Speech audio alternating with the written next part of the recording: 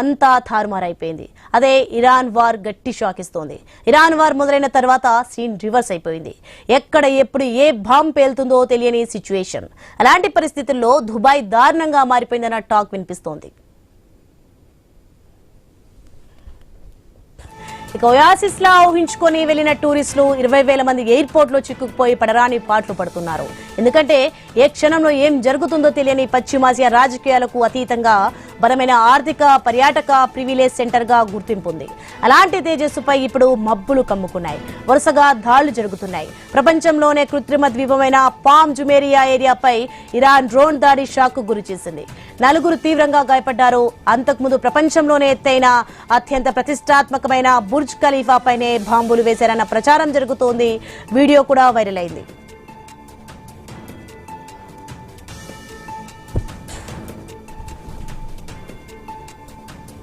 ఇక దుబాయ్ పరిస్థితులు దారుణంగా అయితే మారడంతో అలర్ట్ అయ్యాయి గల్ఫ్ దేశాలు.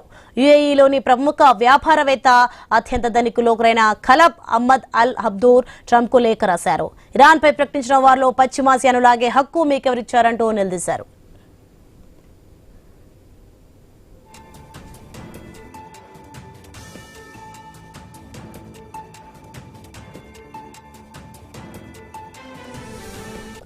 ఇక దీంతో ఇప్పుడు దుబాయ్ నగరం అంతర్జాతీయ టూరిస్ట్ భద్రతకు పూచి ఇవ్వలేకపోయిందన్న అపవాదు మూటగట్టుకుంది. ఎందుకంటే దుబాయ్లో ఉండే వారిలో 90% విదేశాల నుంచి వచ్చి ఉంటున్న వారే. వారంతా ఇప్పుడు ఎలా బయటపడేది అన్న సందిగ్ధంలో పడ్డారు. ఇక అక్కడ రియల్ ఎస్టేట్ కూడా దారుణంగా దెబ్బతిన్నదన్న వాదనలు వినిపిస్తున్నాయి. పెట్టుబడులు పెట్టే వారు లేక కంపెనీలు వెలవెలబోతున్నాయి. ఇక ఇప్పుడు టెక్ సంస్థలను కూడా టార్గెట్ చేసింది ఇరాన్. దీంతో టెక్ సంస్థల్లోని ఉద్యోగులు యాజమాన్యాలు కూడా తీవ్ర ఆందోళనకు గురవుతున్నాయి.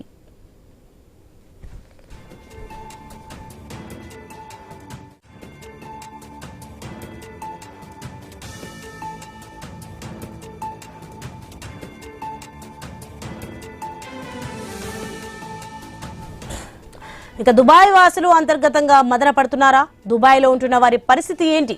దుబాయ్ ఎలాంటి ఆలోచన చేస్తోంది? ఇప్పటికే పడ్డ మచ్చలను ఎలా తుడిచేస్తుంది? దుబాయ్ కలలు చెదిరిపోయినట్లేనా? ఇప్పటి నుంచి విదేశీ పర్యాటకులు తగ్గిపోతారా? స్థిర నివాసం ఏర్పరచుకున్న వారంతా చెక్కేస్తారా? దుబాయ్లో కూడా లైఫ్ కి శాంతి లేదా? ఇరాన్ దుబాయ్ని ఎందుకు టార్గెట్ చేసింది?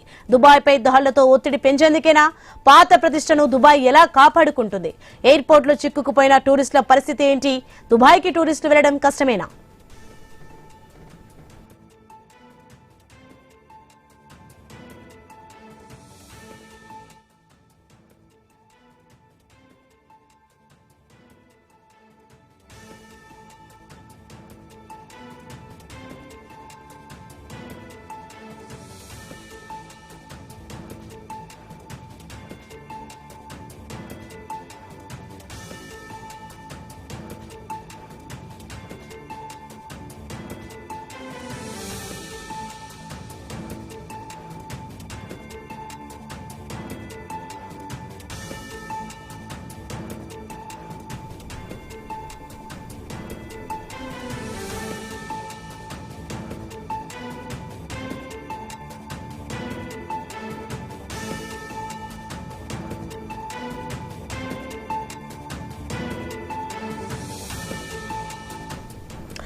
దుబాయ్ ఈ పేరు చెప్పగానే సినీ క్రికెట్ స్టార్స్ గుర్తుకొస్తారు. ఆయా రంగాలకు చెందిన ఏ దేశానికి చెందిన వారైనా అక్కడే వాలిపోతారు.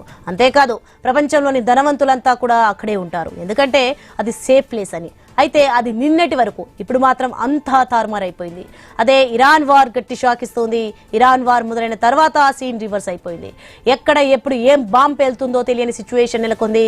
ఇక అలాంటి పరిస్థితిలో దుబాయ్ దారుణంగా మారిపోయిందన్న టాక్ వినిపిస్తోంది.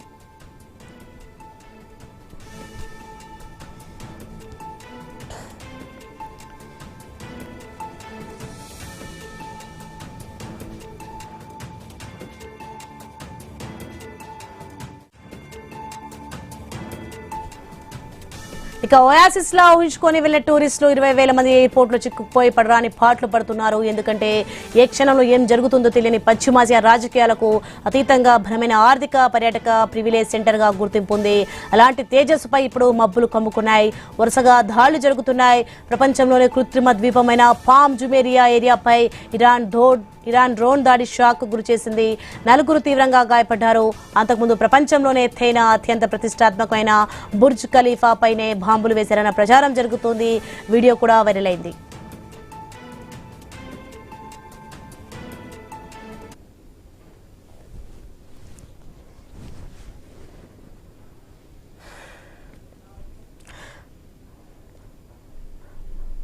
ఇదే అంశానికి సంబంధించి మరింత సమాచారం మా కొలీగ్ సుధా న్యూస్ నుంచి సిద్ధంగా ఉన్నారు.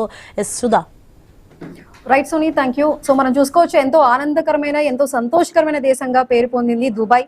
కానీ అక్కడికి చాలా మంది పర్యాటకులు వెళ్తూ ఉంటారు. అదేవిధంగా షాపింగ్ కి సంబంధించి కానీ కల్చరల్ యాక్టివిటీస్ కి సంబంధించి కానీ ప్రతి ఒక్కరూ వెళ్తూ ఉంటారు. ఎప్పుడు దుబాయ్ కలకల్లాడుతూ ఉండేది.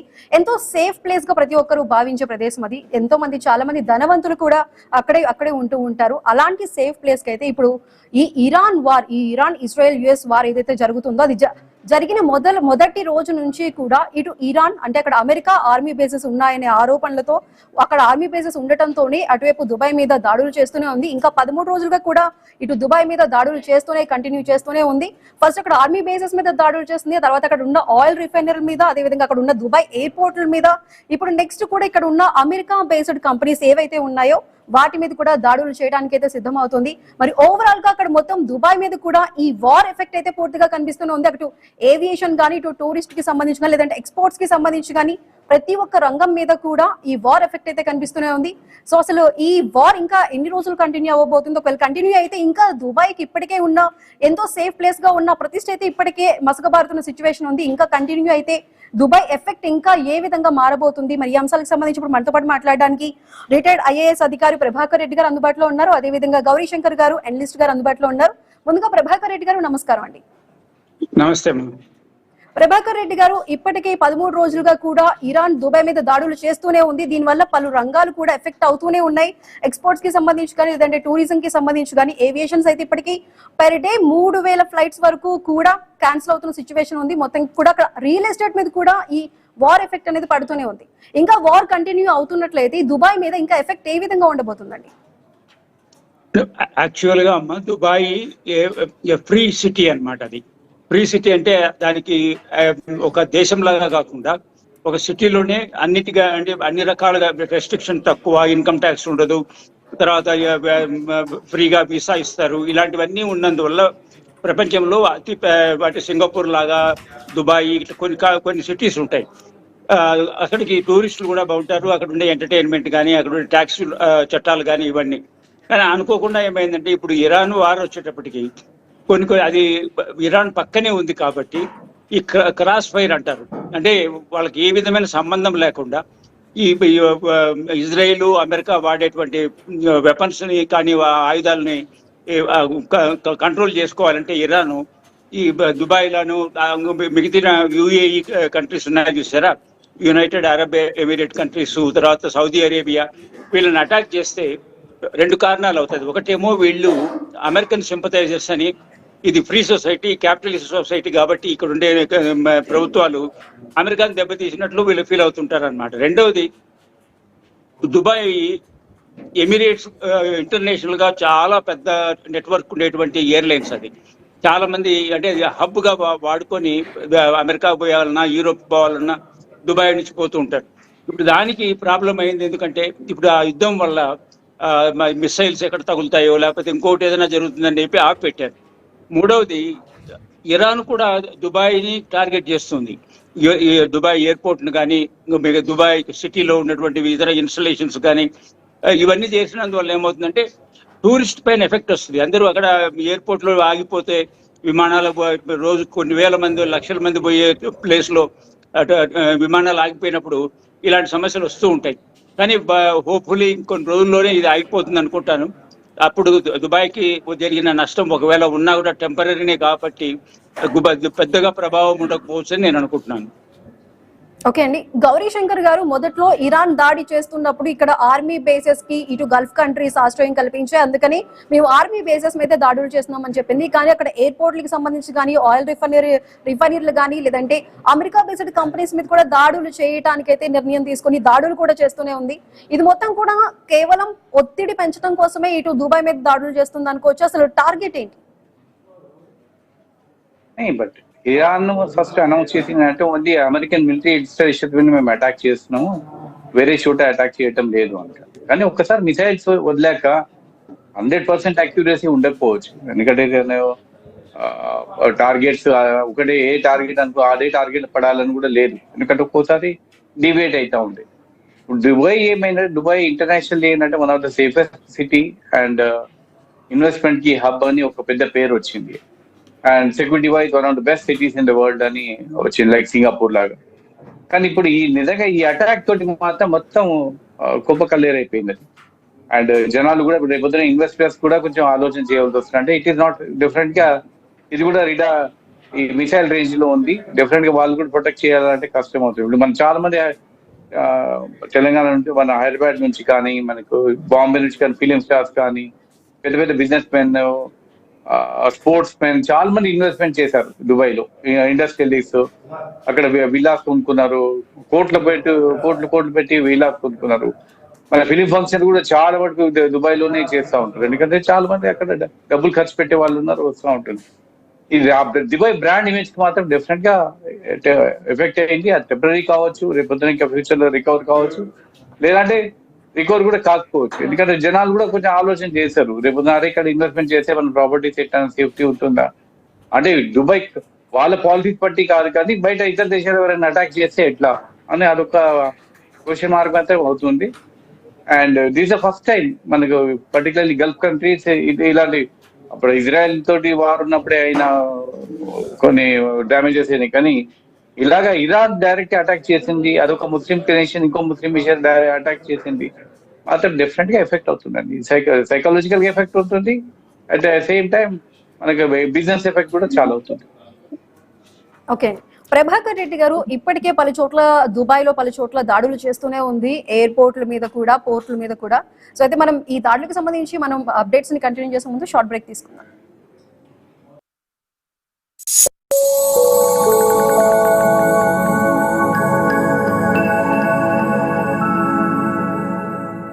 మెడికవర్ హాస్పిటల్స్ ఇప్పుడు ఫినాన్షియల్ డిస్ట్రిక్ట్ లో ఇండియాలోనే ఎత్తైన మరియు అడ్వాన్స్డ్ టెక్నాలజీతో మార్చి 12న తెలంగాణ ముఖ్యమంత్రి గౌరవ శ్రీ రేవంత్ రెడ్డి గారిచే గొప్ప ప్రారంభోత్సవం.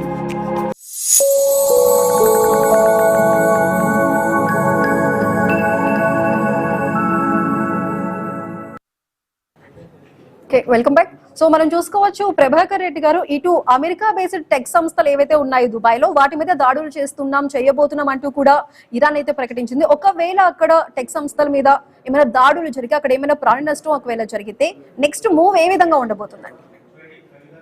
సాధారణంగా ఈ దుబాయ్ లాంటి కంట్రీస్ కి డిఫెన్స్ మెకానిజం ఉండదు. ఎందుకంటే థ్రెట్ ఉండి వాళ్ళు కూడా యుద్ధంలో పార్టిసిపేట్ చేస్తారు అనే దేశాల్లో వాళ్ళకి రాకెట్లు, వాళ్ళు ఆయుధాలు పెట్టుకుంటారు. తర్వాత ఒకవేళ రాకెట్ ఫైర్ చేస్తే దాన్ని ఆపుకునే దానికి చేసేది చాలా అలాంటి పని ఇజ్రాయెల్కి కానీ, ఇరాన్కి కానీ, సౌదీ అరేబియాలో ఉంటాయి. కానీ అబుదాబి కానీ, దుబాయ్ కానీ వీళ్ళకి అవసరం లేదు. ఎందుకంటే వీళ్ళకి ఎవరితో తగు పెట్టుకోరు. వీళ్ళకి కావాల్సింది ఫ్రీ సొసైటీ, ఫ్రీ ట్రేడ్, ఇవన్నీ కావాలన్నమాట. అందుకని చెప్పి వాళ్ళు డిఫెండ్ చేసుకోలేకుండా ఉన్నారు. ఎవరు దుబాయ్ వాళ్ళ దగ్గర రాకెట్ లాంచీలు దానికి కౌంటర్ చేసేదానికి లేవు. రెండోది ఏంటంటే నాకు అనుమానము, ఇది డైరెక్ట్ గా వీళ్ళ పైన అటాక్ చేయకుండా సంథింగ్ లైక్ అది, అంటే మేము కూడా చేయగలము, మీకు కష్టం కలిగించగలం, నష్టం కలిగించగలమని ఇరాన్ ప్రయత్నం చేస్తున్నట్టు అనిపిస్తుంది నాకు. ఎందుకంటే బాగా ఫ్లరిషింగ్ సిటీ కాబట్టి దుబాయ్, అక్కడ అటాక్ చేస్తే వరల్డ్ వైడ్ దాని గురించి అడ్వర్స్ గా వస్తుంది. మన న్యూస్ ఇరాన్ అటాక్ చేస్తుంది అనేది చెప్పి వచ్చి ఒక థ్రెట్ లాగా క్రియేట్ చేస్తున్నారని నేను అనుకుంటున్నాను. ఉదాహరణకి నిన్న మొన్న ఒక వీడియోలో బుర్జ్ దుబాయ్ని కొట్టారు, అది కాలిపోతుంది అని చెప్పి వస్తుంది. అది నిజం కాదని చాలా మంది చెప్తున్నారు. ఎందుకంటే బుర్జ్ దుబాయ్ అనేది దుబాయ్లో, వరల్డ్లోనే అది ఫేమస్ ల్యాండ్ మార్క్. దాన్ని అటాక్ చేసాము, అది దెబ్బతింది అంటే అది it will affect the reputation of మన దుబాయ్కి రెప్యుటేషన్ దెబ్బతింటుంది అనమాట. భవిష్యత్తులో అక్కడ ఇన్వెస్ట్మెంట్స్ కానీ, లేకపోతే అక్కడ రియల్ ఎస్టేట్ కానీ దెబ్బతినాలంటే అక్కడ ఉండేవాళ్ళు అమెరికన్ ఇన్స్టాలేషన్స్, అమెరికన్ కంపెనీస్ను దెబ్బతీస్తే, అమెరికాను డైరెక్ట్గా దెబ్బతీయలేకపోయినా ఇలాగా ఇండైరెక్ట్ గా దెబ్బతీసిన ప్రయత్నం చేస్తుంది ఇరాన్ అనుకోవచ్చు మనం అన్నమాట. కానీ మనకు కోరుకోండేది ఏంటంటే తొందరలోనే దీనికి ఒక ముగింపు పలుకుతారేమో అమెరికా వాళ్ళు. ఇది ఆగిపోతుంది. ఎందుకంటే ప్రపంచంలో ఇప్పుడు ఆర్థిక వ్యవస్థ చాలా చిన్నాభిన్నమైపోయింది. ఉదాహరణకి ఈ హర్బుజా ట్రైట్ మూసేశారు, మొత్తం ఈ ఆయిల్ ట్రాన్స్పోర్ట్, గ్యాస్ ట్రాన్స్పోర్ట్ ఆగిపోయింది. ఇప్పుడు మనకు ఆల్రెడీ మన ఇండియాలో we're feeling the pinch of it. ఇవన్నీ మన ధరలు పెరిగిపోతున్నాయి. ఇదే పరిస్థితి వరల్డ్ ఓవర్ జరుగుతుంది. ఎందుకంటే 20% of world oil and gas transport comes from that straight అన్నమాట. సో అది ఆగిపోయినప్పుడు చాలా కష్టం అవుతుంది. కాబట్టి బహుశా తొందరలోనే ఇది ఆగిపోతుందని నేను అనుకుంటున్నాను. ఓకే అండి.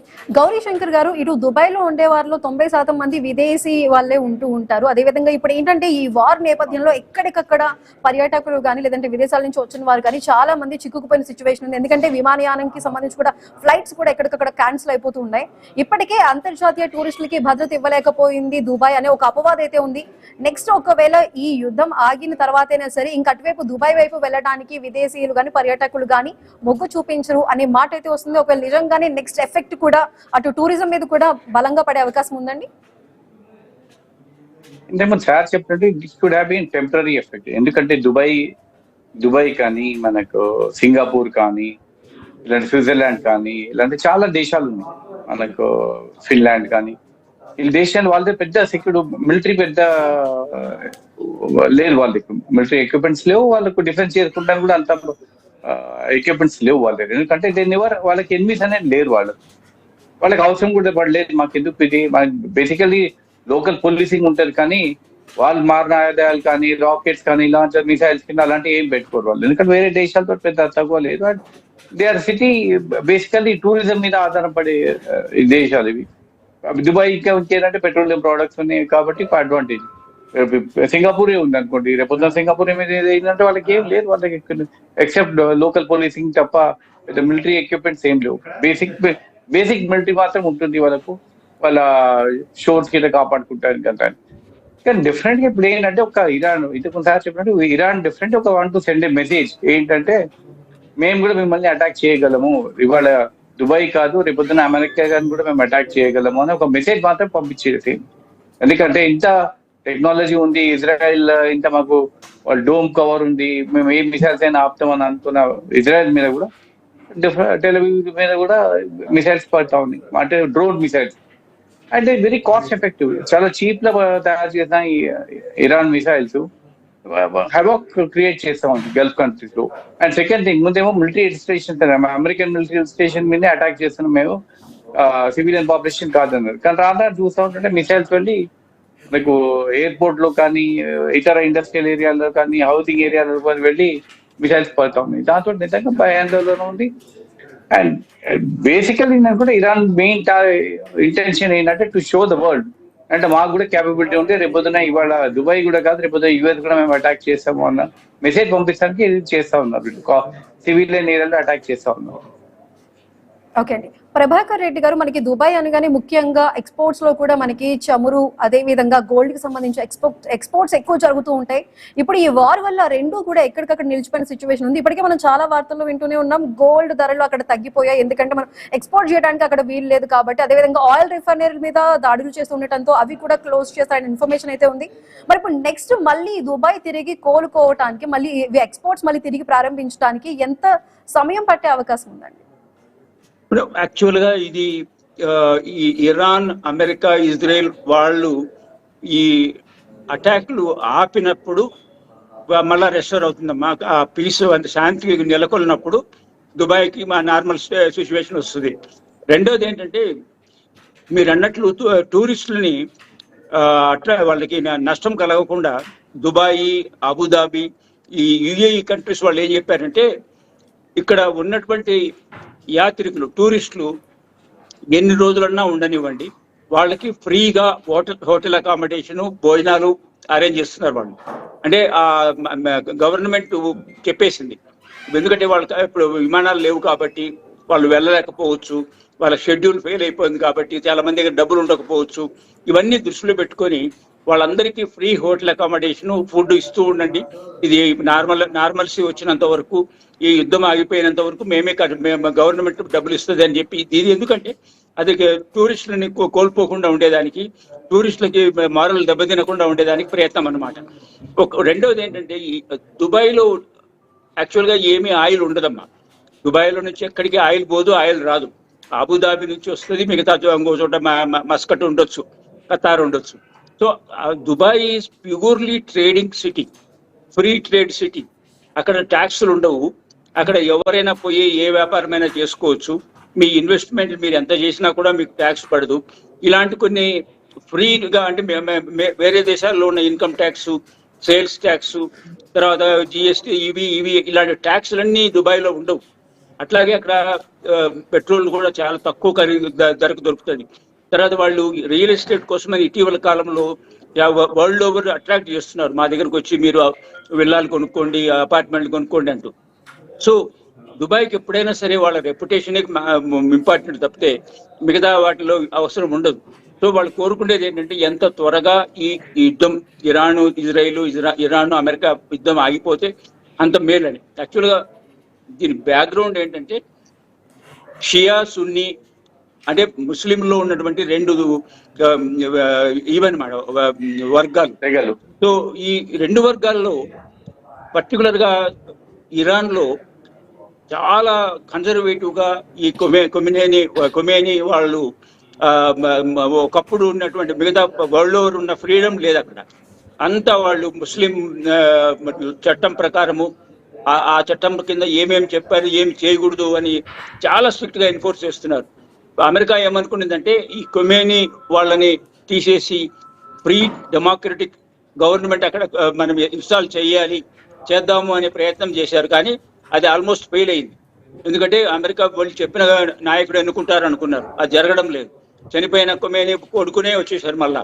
అంటే అది వాళ్ళు కన్జర్వేటివ్ అప్రోచ్, ఇరాన్ అట్లాగే కంటిన్యూస్ గా అలాగే ఉండిపోతుంది అనేది ఇప్పుడు వచ్చింది. కాబట్టి ఇప్పుడు అమెరికా చేతుల్లో ఉందన్నమాట. ఏమి చేయాలో వాళ్ళకి అర్థం కావడం లేదు. సమ్డే ఆర్ అదర్ వాళ్ళు ఆపేయాలన్నమాట ఇప్పుడు యుద్ధం. అప్పుడు కానీ మరి ఈ నార్మల్సీ వచ్చి దుబాయ్లో మళ్ళీ ఏమి నష్టం జరగకుండా జరగబోతుంది అనమాట. ఓకే, గౌరీశంకర్ గారు, ఇప్పుడు దుబాయ్ లో ఉంటున్న వారు ఇబ్బందులు పడుతున్నారు, అంతర్గతంగా కూడా మదన పడుతున్న సిచ్యువేషన్ ఉంది. వార్ ఎఫెక్ట్ వల్ల రాబోయే కాలంలో కూడా టూరిస్టులు తగ్గిపోతారు. ఇలాంటివన్నీ కూడా అక్కడ నిజంగా దుబాయ్ లో అంత ప్రమాదకర సిచ్యువేషన్ అయితే చూపిస్తుంది అంటారా? నిజంగానే అక్కడ ఇబ్బంది పడే సిచ్యువేషన్ ఉంది, నెక్స్ట్ కూడా టూరిస్టులు రారు, లేదంటే అక్కడ ఉన్న విదేశీయులు కూడా మళ్ళీ తిరిగి వెళ్ళిపోబోతున్నారు అనే మాటలు అయితే మనం చాలా వింటూనే ఉన్నాం. నిజంగానే అంత ఎఫెక్ట్ పడబోతుందా అండి? అంతైతే అనుకోనండి, ఎందుకంటే డెఫినెట్లీ ఒక వార్ అన్నప్పుడు డెఫినెట్గా ఎఫెక్ట్ అవుతుంది. అండ్ సెకండ్ థింగ్, కొన్ని డ్రోన్స్ వచ్చి దుబాయ్ మీద పడ్డంటే యాక్చువల్లీ ఇలా ఒక కేర్ అనేది ఉంటే ఒక భయం ఆందోళన ఉంటారు. At the same time Dubai government కూడా కొంచెం ఫాస్ట్ గా వాళ్ళు యాక్ట్ చేసుకొని ఎవరైనా స్టాండర్డ్ ప్యాసింజర్స్ ఉన్నారో ఎవరున్నారు వాళ్ళకి ఫ్రీగా హోటల్ అకామిడేషన్, ఫుడ్ అకామిడేషన్ చూసుకుంటా ఉన్నారు. ఇంకా కొన్ని రోజులు అంటే I think they will recover. అంత పెద్ద ఎఫెక్ట్ ఎందుకంటే it's free trading city like Singapore. కాబట్టి పెద్ద మిలిటరీ వాళ్ళకు ఇతర దేశాలతో పెద్ద గొడవలు ఏం లేవు. అండ్ మనం చాలా మంది ఇన్వెస్ట్మెంట్ చేశారు, ఆ ఇన్వెస్ట్మెంట్ మళ్ళీ తీసుకొని వేరే చోట్ల చేయాలంటే ఇట్ టేక్స్ టైం. అట్లా అంటే ఏ సిటీ ప్రపంచంలో సేఫ్టీ అని ఉంది అని అనుకోమని. రేపొద్దున ఇవాళ దుబాయ్ మీద అటాక్ అయింది, రేపొద్దున ఇంకేమైనా గొడవ అయితే రేపొద్దు యూఎస్ సిటీలో కూడా అటాక్ చేయవచ్చు. యూఎస్ లో కూడా ఏం చేయదు, 9/11 అటాక్ అయింది, అంత పెద్ద అటాక్ అయింది. కాబట్టి no city in the world is safe అన్నట్టు.